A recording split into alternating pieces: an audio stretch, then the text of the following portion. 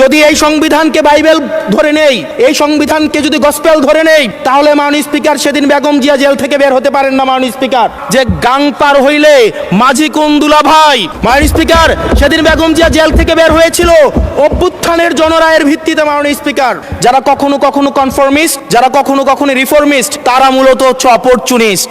যদি আমি এই সংবিধান মানি, তাহলে এই অন্তর্বর্তীকালীন সরকারের বৈধতা প্রশ্নবিদ্ধ হয়। মাননীয় স্পিকার, যদি এই সংবিধানকে আমি ধারণ করতে চাই, মেনে চলতে চাই, সেদিন 64 বিধি অনুযায়ী অ্যাটর্নি জেনারেল নিয়োগ দেওয়া হয়েছিল 6 আগস্ট। বর্তমান রাষ্ট্রপতি চুপ্পু, তখন বলা হয়েছে অ্যাটর্নি জেনারেল নিয়োগ দেওয়ার ক্ষেত্রে প্রধানমন্ত্রীর সাথে আলোচনা করতে হবে। সেদিন কোন প্রধানমন্ত্রীর সাথে আলোচনা করা হয়েছিল সেটা আমাদেরকে অ্যাটর্নি জেনারেল জানাবেন। এখন বক্তব্য রাখবেন মাননীয় সদস্য হাসান আব্দুল্লাহ, কুমিল্লা 4, সময় 6 মিনিট। আপনাকে ধন্যবাদ মুলতবি প্রস্তাবের উপরে বক্তব্য প্রদানের সুযোগ দেওয়ার জন্য। মাননীয় স্পিকার, কিছুক্ষণ আগে আমাদের সর্বশ্রদ্ধেয় মাননীয় সংসদ আন্দালিব রহমান পার্থ যখন বক্তব্য দিচ্ছিলেন, উনি যখন বললেন যে সংবিধান যারা ছুঁড়ে ফেলতে চায় তাদেরকে স্বাধীনতা বিরোধীর সাথে উনি অ্যালাইন করলেন, ট্যাগ করলেন মাননীয় স্পিকার। এবং তখন ট্রেজারি বেঞ্চের সম্মানিত মাননীয় মন্ত্রী যারা ছিলেন তারা সেটাকে টেবিল চাপড়িয়ে সেটাকে সমর্থন দিলেন। মাননীয় স্পিকার, গণতন্ত্রের জন্য যিনি আপোষহীন লড়াই করে গিয়েছেন বেগম জিয়া, উনি বলেছিলেন যেদিন জনতার সরকার প্রতিষ্ঠিত হবে, যেদিন এই পার্লামেন্ট জনতার সরকারের কাছে যাবে, এদিন এই সংবিধানকে ছুঁড়ে ফেলা হবে। ট্রেজারি বেঞ্চের যেই মন্ত্রীরা ছিলেন তারা দীর্ঘদিন, তাদের সারা জীবন তারা বেগম জিয়ার সাথে রাজনীতি করেছেন। এই সংবিধান ছুঁড়ে ফেলার সাথে স্বাধীনতা যুদ্ধাপরাধীর অ্যালাইন করার যেটার হাততালি তারা দিয়েছেন, সেটির মধ্য দিয়ে বেগম জিয়াকে তারা মূলত হচ্ছে অপমান করেছেন কিনা তারা সেটা ভেবে দেখবেন। মাননীয় স্পিকার, আমি বক্তব্য দেওয়ার জন্য অনেক কিছু রেডি করে নিয়ে এসেছিলাম। আমরা, আইনমন্ত্রী বলেছেন রুশু পড়ার জন্য, তারপরে হচ্ছে হবস পড়ার জন্য, মদিনা সনদ পড়ার জন্য পড়েছিলাম, কিন্তু আন্দালিব রহমান পার্থ সাহেব যে বক্তব্য দিয়েছেন, আমরা ক্লাস 8-9-এ যে ডিবেট করতাম সেটি রিভার্টাল দিলে 20 মিনিট সময় লাগবে। মাননীয় স্পিকার, আমি ওনার বক্তব্যের রিভার্টাল দিচ্ছি।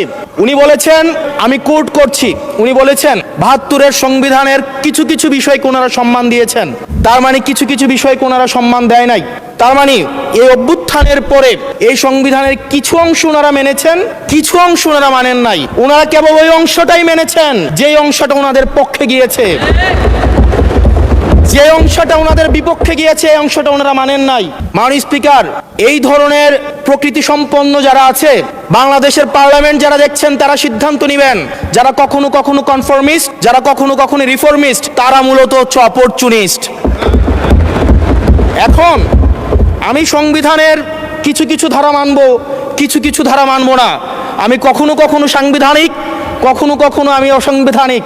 মাননীয় স্পিকার, যখন ডক্ট্রিন অফ নেসেসিটির প্রশ্ন আসে, মাননীয় স্পিকার, এই এক্সিস্টিং সংবিধান অনুযায়ী যখন 7A এবং 7B বলবৎ থাকে, সেই জায়গা থেকে আইনজ্ঞরা, মাননীয় স্বরাষ্ট্রমন্ত্রী উনি থাকলে ভালো হতো।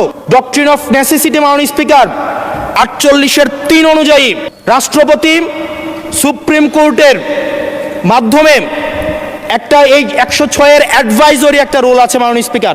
এই অ্যাডভাইজরি রুলের মাধ্যমে সংবিধানের ফান্ডামেন্টাল কোনো বিষয় কম্প্রোমাইজ করা যায় না। মাননীয় স্পিকার, যদি আমি এই সংবিধান মানি, তাহলে এই অন্তর্বর্তীকালীন সরকারের বৈধতা প্রশ্নবিদ্ধ হয়। মাননীয় স্পিকার, যদি এই সংবিধানকে আমি ধারণ করতে চাই, মেনে চলতে চাই, সেদিন 64 বিধি অনুযায়ী অ্যাটর্নি জেনারেল নিয়োগ দেওয়া হয়েছিল 6 আগস্ট। মাননীয় স্পিকার, এই সংসদে প্রশ্ন রাখতে চাই, তৎকালীন বর্তমান রাষ্ট্রপতি চুপ্পু, তখন বলা হয়েছে অ্যাটর্নি জেনারেল নিয়োগ দেওয়ার ক্ষেত্রে প্রধানমন্ত্রীর সাথে আলোচনা করতে হবে। সেদিন কোন প্রধানমন্ত্রীর সাথে আলোচনা করা হয়েছিল সেটা আমাদেরকে অ্যাটর্নি জেনারেল জানাবেন। আমাদেরকে অ্যাটর্নি জেনারেল জানাবেন যে হিয়ারিংটা হয়েছিল এই হিয়ারিংয়ে উনি উপস্থিত ছিলেন কিনা।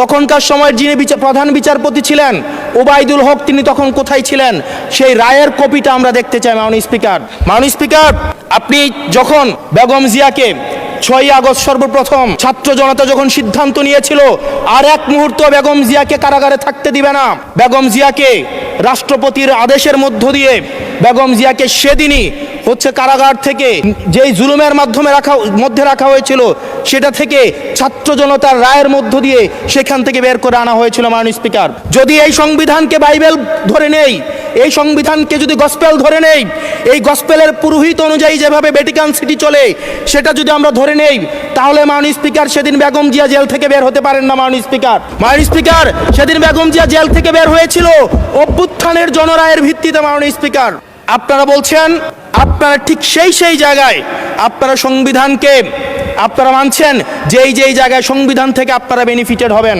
মাননীয় স্পিকার, গ্রামের ভাষায় কথা আছে, বলতে চাই না, যে গাং পার হইলে মাঝি কোন দুলা ভাই। ছাত্ররা, আপনাদের নেতা কর্মীরা গত 17 বছর ধান খেতে ঘুমাইতে হয়েছে, ত্যাগ তিতিক্ষার মধ্য দিয়ে যেতে হয়েছে। মহাসচিব কান্না করে বলেছে তাদের নেতা কর্মীরা ঢাকায় এসে রিক্সা চালিয়ে জীবন নির্বাহ করতে।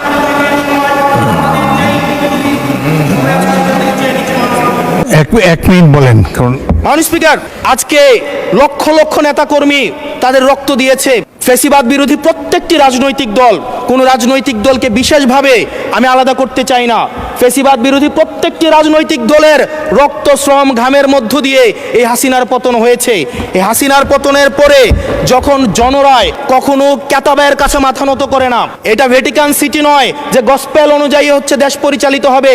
68% জনগণ তারা সিদ্ধান্ত জানিয়ে দিয়েছে এই সংবিধানের যেই বেসিক স্ট্রাকচারাল জায়গায় কোন জায়গাগুলোতে রিফরমেশন আনতে হবে। মাননীয় স্পিকার আন্দালিব রহমান পার্থ সাহেব বলেছেন যে অর্ডারে নাকি হচ্ছে সংবিধান সংস্কার পরিষদের গঠনটা নাই। উনি যদি একটু পরিশ্রম করতেন, জাস্ট একটা পাতা উল্টাইতেন, একটা পাতা পরেই বলা হয়েছে সংবিধান সংস্কার পরিষদ গঠন যদি জয়যুক্ত। ধন্যবাদ মাননীয় সদস্য।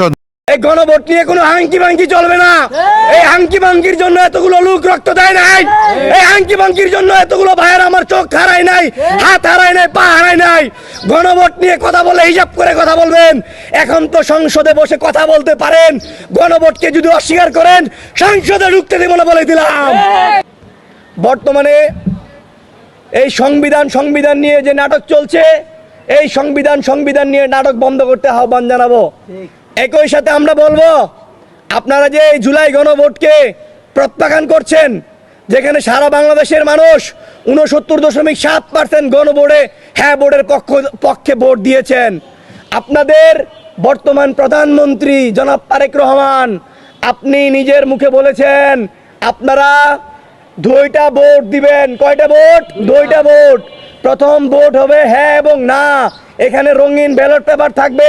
আপনি স্পষ্ট বলেছেন আপনারা অবশ্যই হ্যাঁ পক্ষে ভোট দিবেন। তার পরবর্তীতে জাতীয় নির্বাচনের যে ভোট হবে সেখানে আপনাদের প্রার্থী অনুযায়ী আপনারা অবশ্যই আপনাদের নির্দিষ্ট মার্কায় ভোট দিবেন।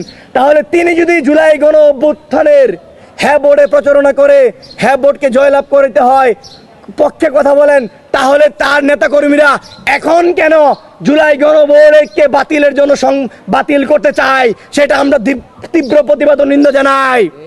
একই সাথে আমরা বলি, আপনারা যারা চুদলিং পং উল্টাপাল্টা কথাবার্তা বলেন, এই প্রত্যেকটারে বলে দিয়েছি, গণভোটের বিপক্ষে যারা অবস্থান নেবেন প্রত্যেকটারে ধরে ধরে শাহবাগের মুড়ে ঝুলায় পিটাবো বলে দিলাম।